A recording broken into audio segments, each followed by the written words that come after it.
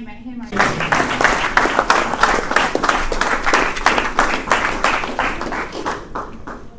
Just how could I say no to Jamie? She's so silly. Hi, I'm Ace, and I am an alcoholic. Ace. Man, what it was like, what happened, and what it's like now. I'll try and give you my drunk-a-log really quickly, just because anytime I listen to people's stories online, like on YouTube and stuff, I really like those stories where it's not a whole lot of drunk-a-log, it's a lot of recovery. So, first drink was at the age of 13. First drug was at the age of 15. By the time I was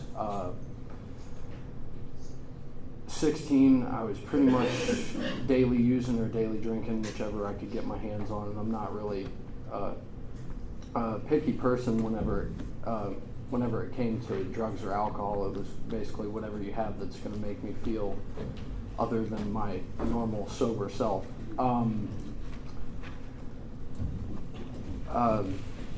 Until AA, I wasn't really interested in any kind of higher power or God. Both my parents had very religious differences, very different religiously, I should say. There's, for most of my life and still to this day, I kind of qualify myself as an atheist, even though I do pray. I feel like such an idiot whenever that happens. Just start praying because that's what somebody told me to do. Even though I still call myself an atheist. But by the time I was using daily or drinking daily at 16, I thought, as long as I, keep my grades up in school, don't really act out, kind of fly under the radar, everything will be okay. And that's the way it was for a while, but still did really well in school. I don't know how that happened, with just slacking off and procrastinating, waiting until the last minute to do things just because drugs and alcohol came first.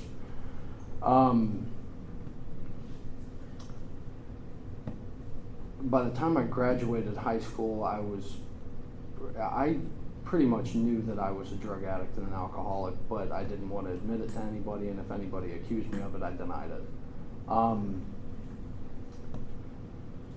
And by that time, I was kind of sick of hiding it. I didn't really care if I got caught.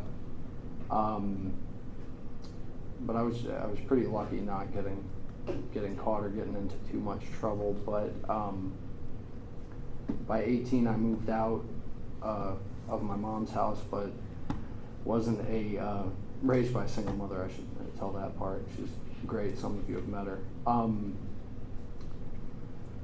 By the time I moved out, I was thinking, okay, I'm a full-grown man at 18. I got this. Even though I hadn't matured any past the age of 15 or 16, because that's when I started kind of pickling my brain. Went to live with my dad in Texas, and that's when things kind of went off the rails, just because Dad kept liquor and drugs in the house, and he didn't really care if he didn't really care what I did, because he was concerned with his own addictions. And there were a few relationships, none of which I was really taking seriously. The women that I was interested in were either more damaged than me or just as damaged, or if they weren't, I would try and be the antagonist in the relationship. Oh, come on, don't you want to just stay up a little bit longer, do a little more of whatever? And yeah, the worst part about it was I felt guilty from time to time, bringing other people down like some of those females that I did date, and one of whom, when I was living with my dad, she was actually really good, and she wised up and left before the damage was irreparable for her, and that's one of the people that I still have yet to make an amends to, not because I'm not willing or anything, it's just she's not really willing to hear it, and I understand that.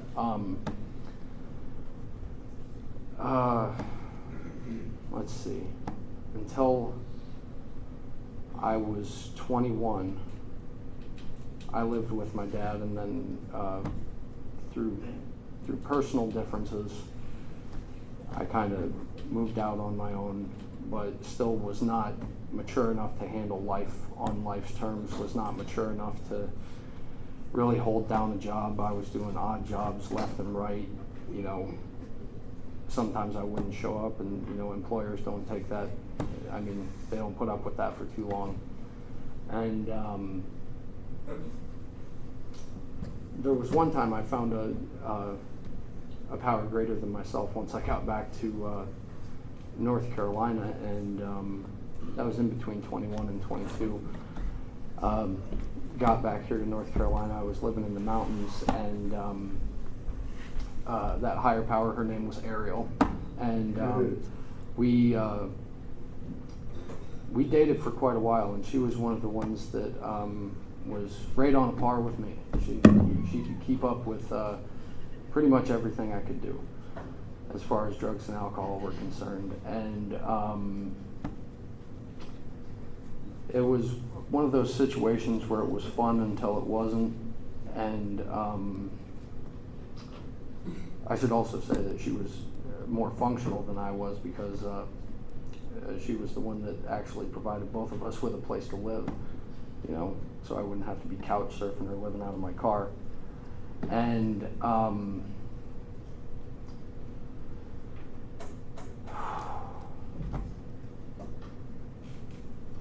I said that I wasn't going to tell this part, but I have to.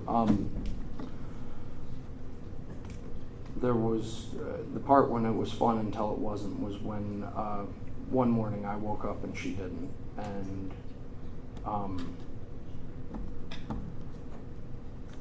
I know this isn't really a fifth step, but it's one of the things that I told myself I was going to say tonight.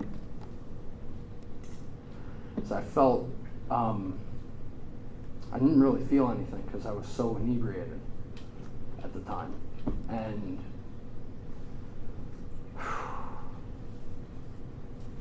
the thing that I felt really bad about once I finally got sober was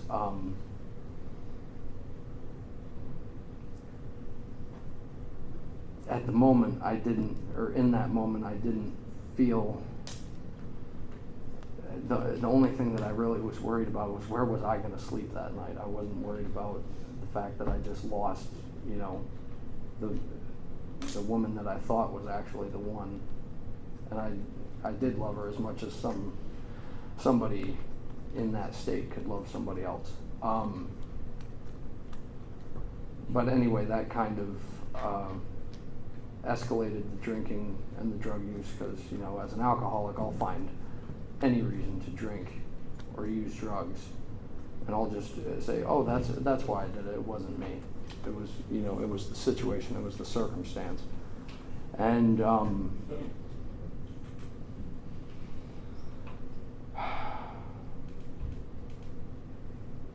yeah, at that point, I didn't really care if I lived or died, and it was one of those situations you've heard me joke around in meetings about, you know, when I was living out of my car and I would dumpster dive for food. That only happened a few times. That was not an ongoing thing, but it was one of those things. All I have is, you know, enough money from just pawning one of my possessions, and, you know, going scoring dope with it, and then you start to get hungry. You know, you figure out a way.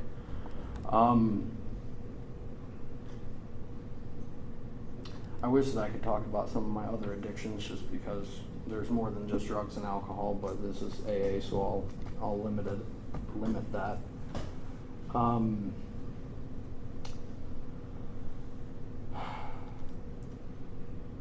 In between bouncing back and forth over the North Carolina-Tennessee border, just living out of my car, finding, drugs and alcohol whenever and wherever I could. Alcohol was one of those things I actually didn't prefer it. It wasn't even in my top 3 of favorite substances to inebriate myself with. It was one of those things that I just, if I couldn't find anything else, I'll take the booze.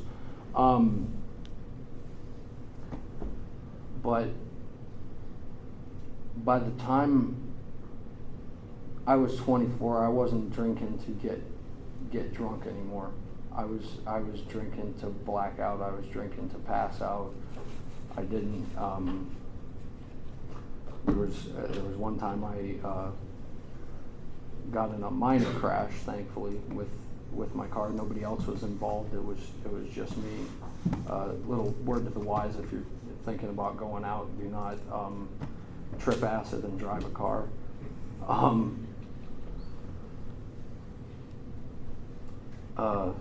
Thankfully, still got that car. I don't know how that happened, really. But yeah, I've said foxhole prayers before, but I didn't really mean anything of it, and I'm not going to lie and say that there was any kind of bright light. The clouds parted, and I had this spiritual awakening in a moment of clarity. I did have some moments of clarity where I was just thinking to myself, God, life has to be better than this. Like it's got to be better than this. Just because there's such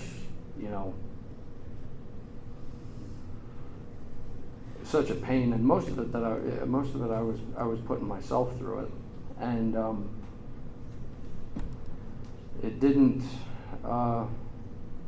make me feel better to drink or use drugs anymore. It's kind of like in that third tradition, the only requirement is a desire to stop drinking. And for me, it was the desire to stop drinking had to outweigh the desire to continue to feel like shit. And when I was 24, I finally made my way back to my mother's house, because I knew at that point she was the only one that would have me, because I had alienated pretty much everybody else in my family. And luckily today I got some of that back through steps 8 and 9. And one of the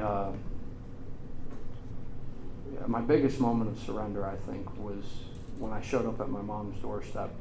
And some of you guys that know my mom, she's the sweetest woman on earth, but there was only so much bullshit she would put up with.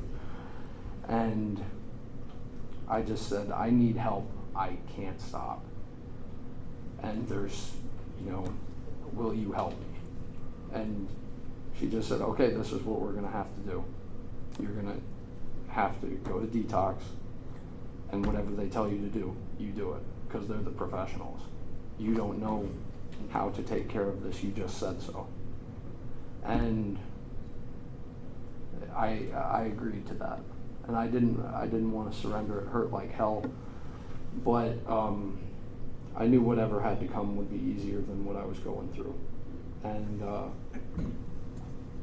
that was April 15th of 2019. And luckily, thankfully, gratefully, I have not had to drink or use drugs over anything since then. And another pivotal moment was when I was in detox, and some of you guys know Talo. I don't think she works inpatient anymore. I think she does private counseling sessions for substance abuse and alcoholism. And one thing that she said to me when I was sitting there crying and, oh, woe is me, and feeling depressed about my own situation. She just said, she asked me questions like, what is your biggest fear, and things like that. And I answered all the questions as honestly as I could at that point, because I was still, the drugs and alcohol were still working their way out of my system. But then after I got done answering all their questions, and I felt like, okay, well, that wasn't exactly useful to me right now, but it was now that I think about it. She made one statement that kind of has stuck with me for until today, and that was, she said, I don't think when I look at you that you don't think you deserve happiness. That's what I'm getting from you, is you think that you don't deserve happiness, but you do. And somebody telling you that when you feel like shit, really, it does help.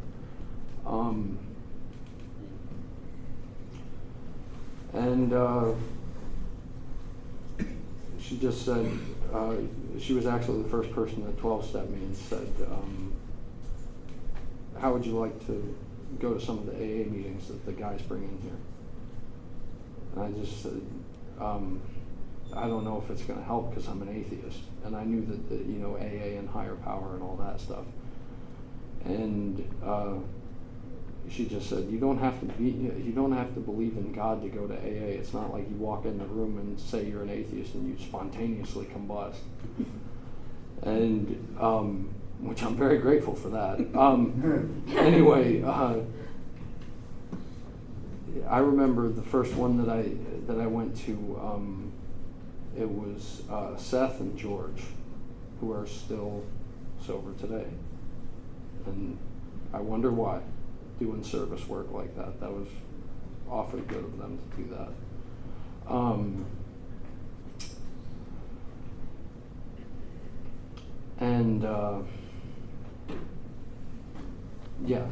Spent about a week in detox, and and that was another thing when Frank was talking about in the meeting last night about surrendering and not making your own choices for a minute. They both Kalo and one of the other social workers, Kristen, I remember her very well too. She said, I remember Kristen specifically asked me, so where do you want to go whenever you get out of here? And I just said, I don't know. Where do you think I should go? And that was another moment of surrender. I had to just give up because I didn't know what was best for me at that moment. Luckily, she got me into an intensive outpatient program that's right over here by Moore Regional Hospital, and they actually have shut it down temporarily because of COVID. But I keep in contact with some of the people that work there just to make sure that eventually that they're going to get it back. But their COVID regulations are so strict.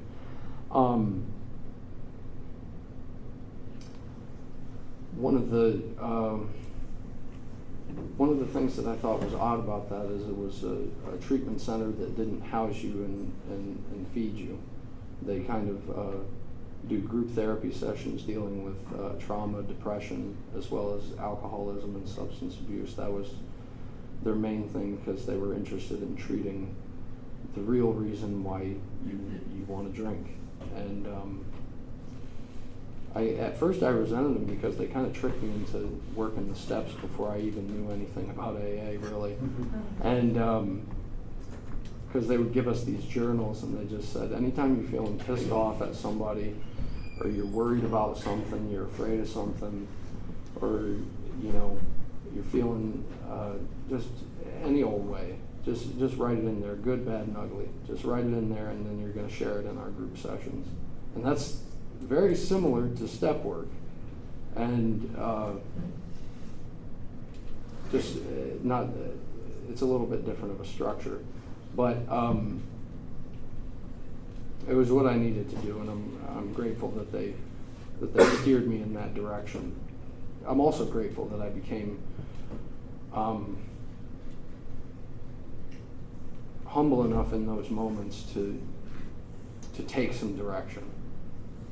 Because when I was drinking and using drugs, I knew better than everybody else. You know, you couldn't handle your drugs like I could handle my drugs.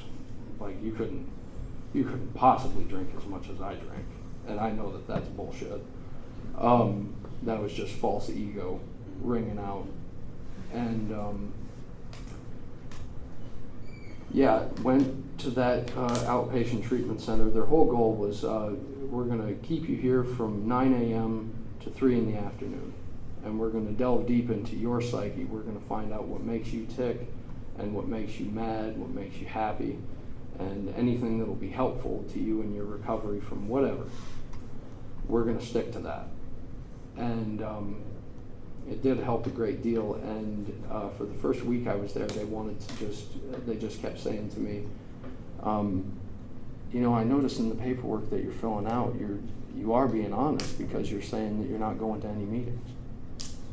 You're not, you know, don't go to 12-step meetings of any kind. And I said, yeah, I'm not going. And the one of the counselors, he said to me, well, it seems like it's kind of easy for you.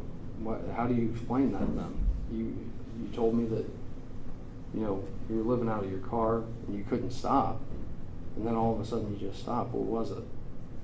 And I just said I didn't want to feel like shit anymore. And he said to me, because he knew I was still riding on my own ego, and he just said, well, why don't you go to a meeting and share that with somebody?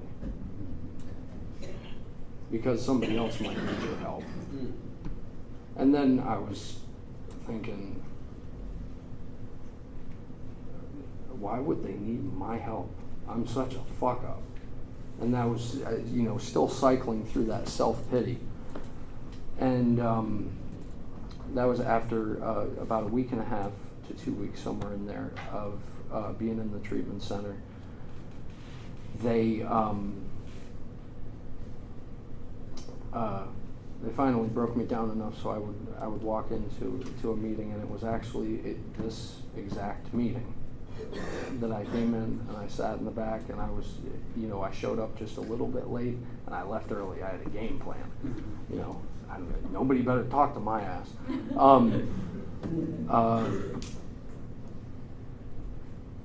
And the part that it pissed me off at first, but I actually love it now, is how much I did identify with what was being said. And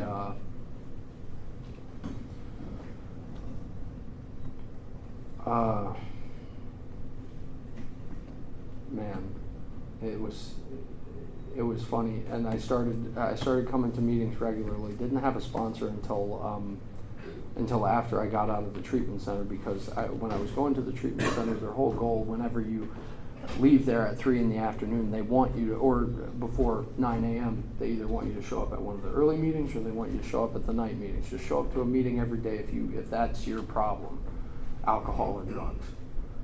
And by the end of treatment, when they discharged me after 3 months, and I was going to a meeting every day. But that was just bragging rights. I was, bragging rights in the treatment center. Just, oh, look how good I'm doing. Didn't have a sponsor, wasn't reading the book, wasn't going through the steps. And then when I got discharged, I started going to 2 meetings a day. Oh, wow, look at me, I'm Mr. fucking AA. And it was nonsense. And then I finally did get a sponsor. It was after one of the men's meetings here on Monday nights. And it was shortly before I was set to pick up my 6 months. And I remember the reason why I did it is because I knew that I had to make some kind of change because I was feeling antsy. I was feeling like a little jittery when I woke up in the morning, just like I could really use a drink or something right now. And I knew I had been there before. I had gotten periods of just, sheer willpower and white knuckling it for 6 months straight. I had done that before. And it was usually somebody else wanted me to get sober. And it was, that kind of thing. I lasted for about 6 months and then, I've been a good boy. I deserve a reward. And don't talk to that sponsor as much as I should nowadays. I called him up recently just to see how he was doing, because he did help me out a lot. Helped me out a great deal. And even though he was willing to help me out, and he did help me out quite a bit, I still refused to work that dreaded fourth and fifth step. That was one thing that I wasn't prepared to do. I wasn't willing to do, and I held on to that for a little over a year in sobriety. And right around the time that I gained a year in sobriety, that was when COVID hit, and I was thinking, I had that thought to myself, well, all right, I'm out. Like, I don't need this anymore. I'm cured. And I quit going to meetings for quite a while. Dave can tell you.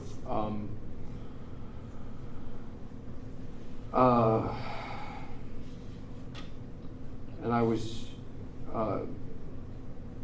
it still wasn't really any better, because, I still hadn't worked that fourth and fifth step, and it's one of those things that was only hard because I was making it hard. There's, it's one of those things, if you talk to another alcoholic or drug addict, they will understand. Like, and there's no judgment in that shit either. And the worst part about it is, I just wish that I had done it sooner. Once I finally sacked up and did it, because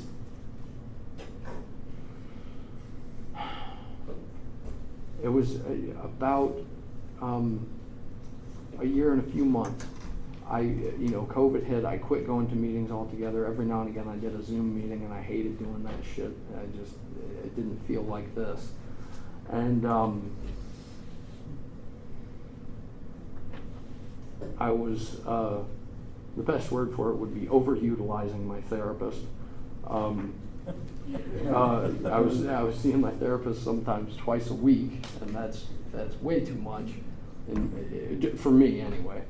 But it's what I needed at that time, because I wasn't willing to go back to meetings, because I was just thinking to myself, I'll be damned if I got sober and be taken out by a virus named after a beer. But I thought it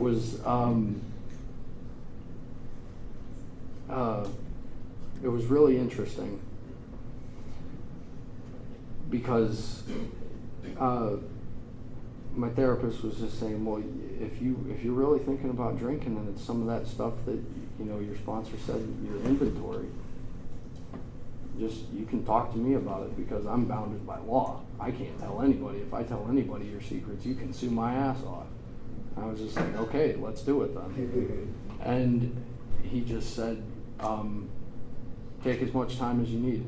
And just having that little blanketed statement of just, I know he can't tell anybody. I have that assurance of confidentiality.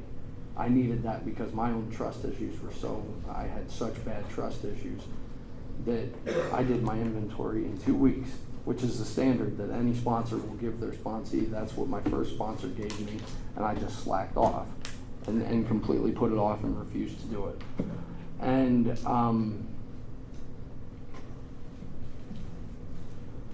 man, like Richard, you said it before, man, the weight that is lifted I mean, writing it out is a relief enough, but when you admit it to somebody else and that other person doesn't judge you, it feels so good. It's almost as good as drugs. It's almost as good as drugs, but actually it's better because you don't have to use drugs over it.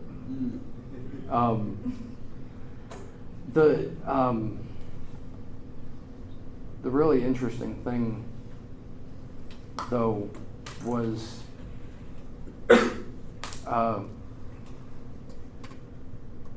one of the issues that I struggled with was codependency. And I don't know if anybody else has that problem. If you do, congratulations. And I was thinking to myself, in going back through the steps the proper way of, I had become codependent upon meetings. Just me personally, that was what happened in my situation. I was, showing up at meetings all the time, but I wasn't really taking the action. I wasn't doing I'd put off until after a year my 4th and 5th step, and put off 8 and 9. Those are the big action steps where you finally get to right some of the wrongs, or at least attempt or be willing to make some of those wrongs right. And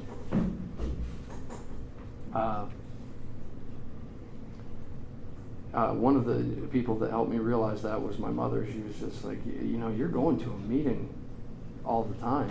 And this was just before I picked up a year. Is that you're going to a meeting all the time, but you still, sometimes you're acting like an asshole. And I was just like, well, what do you mean? I guess the process isn't working. No, I wasn't working the process. That's what it was. And I was still putting myself first, wasn't taking the nightly inventory, wasn't doing the initial inventory. I couldn't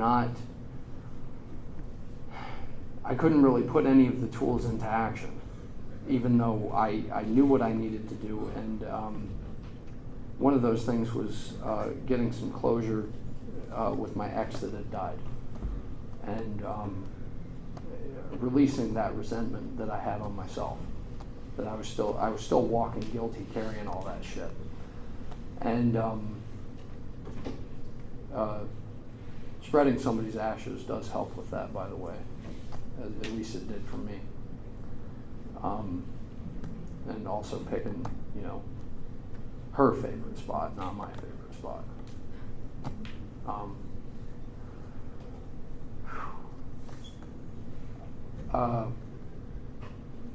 The other big one was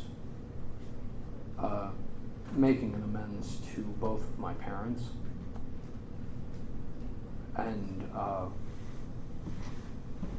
lot of it was me taking advantage of my mother's kindness, and that needed to be righted. And the resentments that I held towards my dad. And recently going on that vacation to Texas for a week, and my dad was nice and everything, offered to give me a spare bedroom for the week and everything, and I just said, no, I'll stay in a hotel. I don't want to put you out. But that was really my own self-preservation, because I know he still drinks, and I still cannot be in a house where that's going on. I know I can't do it. And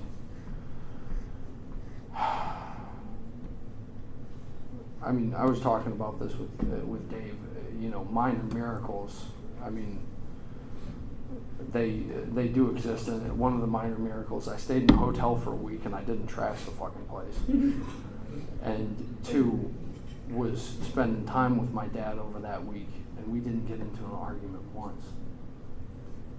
And we differ on everything, everything, and we're so similar. I can see that now, and it's like I was pissed off at him by about day 2, and I was bottling that shit in, And I was just thinking, oh, my notebook's going to get it when it comes to the nightly inventory. And I was thinking to myself, Dad, why do you're retired. You got enough money to live on your retirement, even though inflation's going crazy. And you're on the back nine. Hell, you're on the 18th green. You're ready to go. You're dying of cancer. You should be going out guns blazing. You're still, okay with drinking and shit like that. Why not have a good time? But I was noticing this ungrateful. He complains all the time and will find the dark side of a fucking rainbow. That was me. That was the same person that I was. And it's so funny, like a week ago, Frank, you mentioned find yourself in the resentment. It's hard as hell to do because, I sure as shit don't want to do that, because that means taking my own inventory. I'd rather take your inventory. But it's the only way I can describe it is it gave me some insight into myself of just watching somebody who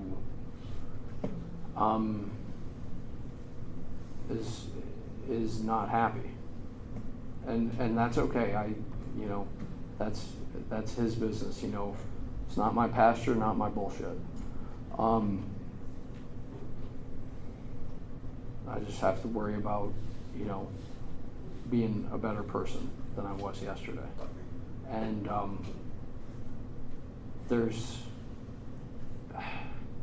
and I could tell that it made him happy for me to be there, and that was a good thing, and it was good for me to get that kind of closure. And the only thing that really sucks about people who are dying because he has cancer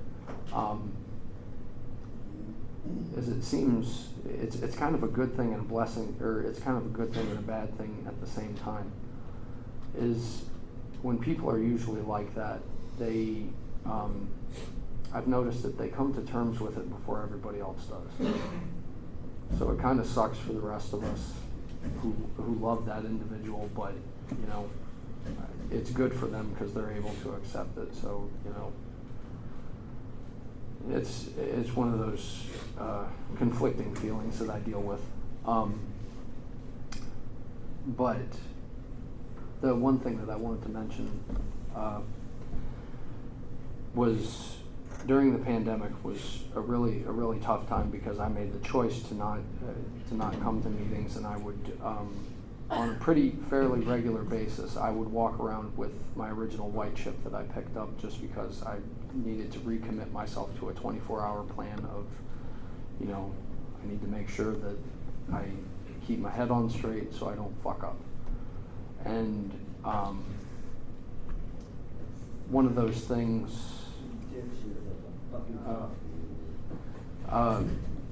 one thing that I said to myself whenever I was carrying around that white chip was, routinely I would say, I'm not going to drink, I'm not going to drink, I'm not going to drink. And then it was funny, I was talking to Ryan about it, and he just said,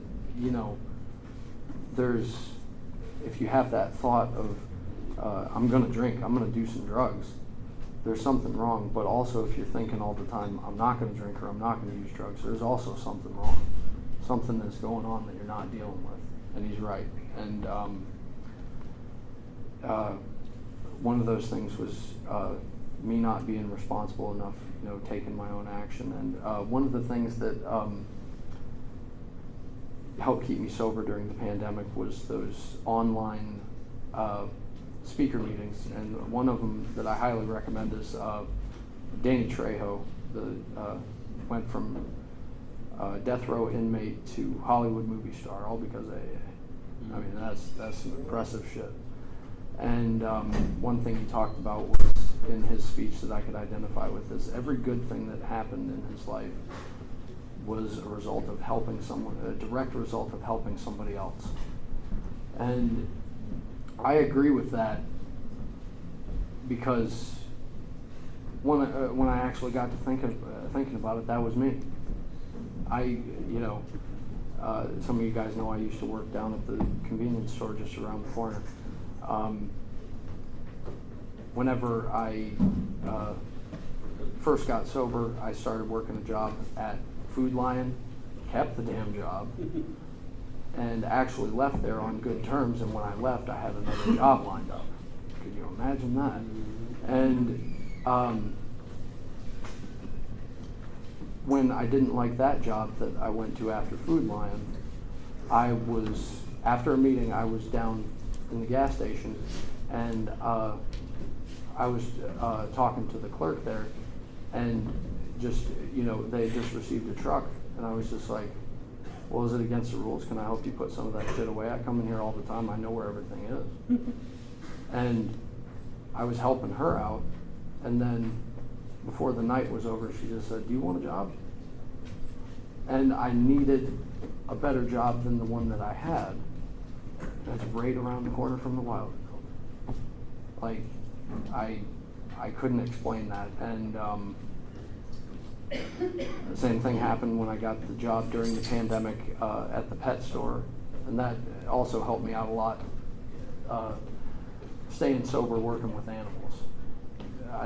I don't know if that works for anybody else, but it worked like hell for me. And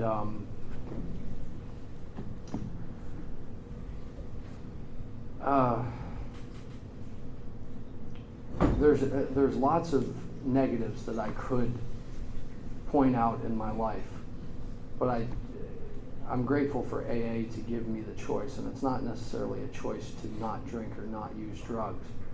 The choice is, do I want to be grateful for what I have instead of ungrateful for what I don't have? Because if I'm ungrateful for what I don't have, I'm going to start to get pissed off. And if I get pissed off, I'll drink. And sometimes that thought will sneak up on me of, I'm having a good day. It'd be nice to have a drink. But there's the other Frank that goes to the noon meetings. He helped me out when he told me, you're having a great day, the sun's shining, the birds are chirping, your family loves you, you love your family, and then you want to drink. That's that alcoholic, selfish thought. That's just you being selfish. And he's right. It's just me having that selfish thought. And it's a lot easier to not obsess over that thought. And it's a lot easier to not obsess over that thought. And the other thing that helped me through the pandemic was I decided to use what I call a bad idea jar. I think I'm going to start calling it my fuck it jar, because anytime I have an idea of just, fuck it, I'm the hell with all this shit, I'm going AWOL. And I'll just write down that idea and I'll put it in the jar. And I'll carry around Post-it notes and a pen in my car, just in case I get one of those ideas when I'm not at home, and the jar's right there. And some days I can fill that jar up by 3 p.m, and sometimes it'll be a week or two before it fills up. But whenever it gets full, or whenever I come across one of those Post-it notes that I remember that bad idea, if I can't think of the immediate opposite of that bad idea in that moment, I'll put it aside and I'll think of the opposite, which would be a good thing. And it's usually like, for instance, when I passed my entrance exam for school for the medical imaging program, my immediate thought was, I'm going to get drunk and I'm going to go to a strip club. So I just wrote that down, put it in the jar, and then as soon as the jar got full, I remember I pulled it out, and the first thing I did is I laughed at it, just because it was so stupid. Why do that when I have all this good stuff? I mean, that's the reason why I'm in school now, and I am not only showing up, but I'm fucking succeeding. It's because I'm not drunk or high today. And, I was also talking about this with Dave. It says in how it works, our personal adventures before and after. It is an adventure even afterwards, because there's still adventurous stuff that goes on. Like, when my dad was pissing me off when I was in Texas, I decided, I paid for the extra insurance on the rental car. I'm going to go out and I'm going to have some fun. I'm going to do some donuts in the desert. And it wasn't exactly smart, and hell yes, it was selfish, but it beats the hell out of drinking. And the other thing that was adventurous that I love now is anytime somebody asks me to take a drug test. I love that. That's so much fun. Just yes, please. Can I take two?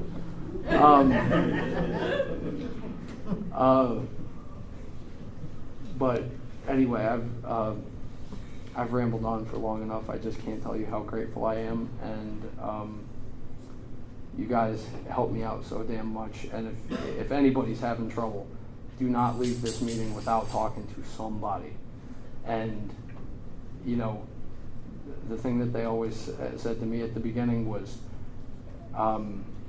keep showing up, and we will love you until you learn to love yourself. And that's extremely true. And just know, if you feel like you are not loved in this room, this stubborn fucker loves you, even if I don't know your name. And one thing that I like to do with my daily meditations and readings is I love Alan Watts. He was an old philosophy professor. It helps me feel better and get my spirituality right. This is something that I read before I went to Texas to see my dad, and it helped me out. I hope you get something from it. We must here make a clear distinction between belief and faith, because in general practice, belief has come to mean a state of mind